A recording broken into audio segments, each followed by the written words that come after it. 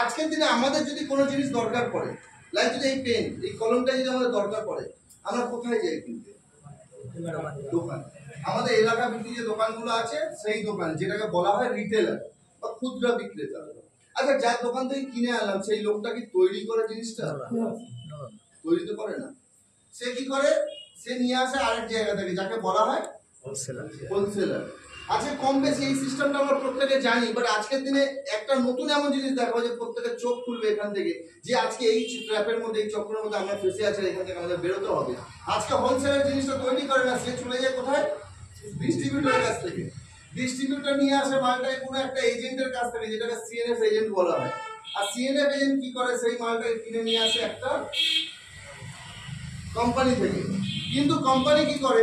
মালটা তো বানাচ্ছে, এজেন্টের কাছে মাল দেবে যে ভাই আপনারা মার্কেটে এটাকে সাপ্লাই করুন। এখানে কেউ ব্যবসায়ী আছেন কি? কোনো ব্যবসার মধ্যে যুক্ত বা দোকান চালান এরকম কেউ একজন আছেন?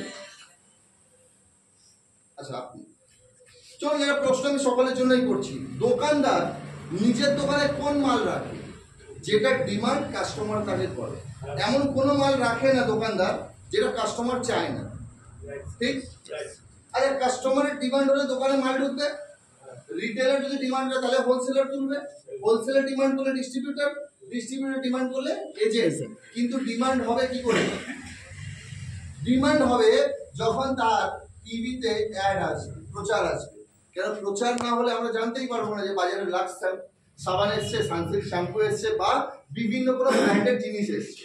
আর আজকের দিনে একটা জিনিস দেখতে গেলে সব থেকে বেশি খরচ যদি কোথাও হয়, সেটা আমরা সকলে জানি, সব থেকে বেশি খরচ হয় অ্যাডে। যে অ্যাড করে আমরা কেউ যাই না অ্যাড করতে, আমরা কেউ যাই না প্রচার করতে। প্রচার করতে যারা আসে তারা বড় বড় সেলিব্রিটি। আর সব থেকে বেশি যদি লাভ কেউ করে সেটা করে রিটেলার। কেউ কাস্টমার ডিলিং ওনাকে করতে হয়, তাই ওনার প্রফিট মার্জিনটা একটু বেশি থাকে, জেনারেলি অন্যের তুলনায় একটু বেশি থাকে বাকিদের তুলনায়। এবার দেখা গেল ধরুন কোম্পানি 40 টাকা কোনো প্রোডাক্ট বানাচ্ছে, এটা করে বললাম হিসাব, 40 টাকার প্রোডাক্ট বানাচ্ছে, 10 টাকা লাভ করে 50 টাকা ডিসাইড করলো যে প্রোডাক্টটাকে বাজারে 50 টাকায় ছাড়বে। সেই প্রোডাক্টটা কোম্পানি 50 টাকায় ছাড়ছে, ছেড়ে দিল মার্কেটে। সেই জিনিসটা এখানে আমরা কাস্টমার বসে আছি, আমাদের কাছে কি 50 টাকায় চলে আসবে?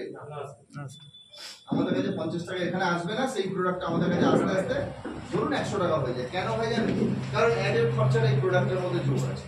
যদি আজকে এরা মাঝখানে যারা বসে আছে, প্রত্যেকে লাভের জন্য বসে আছে, প্রফিটের জন্য বসে আছে, সব থেকে বেশি খরচ কোথায় বললাম?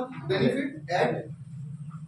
সব থেকে বেশি লাভ করা হলে রিটেলার, মাঝখানে পার্সেন্টেজে ওরা কাজ করে, এই হাত থেকে পুরো এই হাতে দিয়ে দেবে। কিন্তু যে তাও পরে ধরি যে প্রত্যেকের বেনিফিট সেম আছে, আর যে দোকান থেকে আপনি কিনছেন, আপনার পাড়ার বন্ধুর দোকান বা আত্মীয়র দোকান, সে কি বিনা লাভে আপনাকে দেবে? সেও লাভটা রাখবে, আর ঠিক একই লাভ রাখবে বাকি কাস্টমারদের কাছ থেকে যত রাখে। এবার দেখা গেল 50 টাকার জিনিস 100 টাকা হয়ে যাচ্ছে। একটা মজার কথা দেখুন, টাকাটা আপনার পকেট থেকে বেরোচ্ছে, ঠিক? টাকাটা আমার মানে এখানে আমাদের পকেট থেকে বেরোচ্ছে, যাচ্ছে কোথায়? প্রত্যেকের পকেটে। এখানে আপনার পকেটে কিছু ঢুকলো কি? লাভ এদের পকেটে ঢুকছে, ঠিক? তাহলে আপনার টাকা যদি এদের পকেটে যায় তাহলে বড় লোক হবে কারা? আজকের দিনে ভেবে দেখুন, 90% কাস্টমার, 90% কাস্টমার আছে, আর 10% হচ্ছে এই ব্যবসায়ী লোক। মানে এখান থেকে ধরুন এই অবধি 10% লোক আছে। মানে এই হলের মধ্যে যত লোক বসে আছেন, ধরুন আমি আলী হোসেন স্যারকে এখানে দাঁড় করিয়ে দিচ্ছি, দাঁড় করিয়ে দেওয়া প্রত্যেকের পকেটে টাকা ওনাকে দিয়ে দেবো, তাহলে পয়সাওয়ালা কে হবে? আলী হোসেন স্যার। তার মানে হচ্ছে একটাই, যদি 90% লোকের টাকা বের করে দেওয়া আছে এদের পকেটে, এদের পকেটে যখন ঢুকছে, তাহলে পয়সাওয়ালা হলো এরা, আর আমাদের অবস্থা সেই নুন আনতে পান্তা ফুরিয়ে যাচ্ছে, যেটা প্র্যাকটিক্যালি। কিন্তু এই চক্কর থেকে বেরোতে গেলে কি করতে হবে? সময়ের সাথে সবকিছু নতুন নতুন আসে, আমরা হয়তো অনেক সময়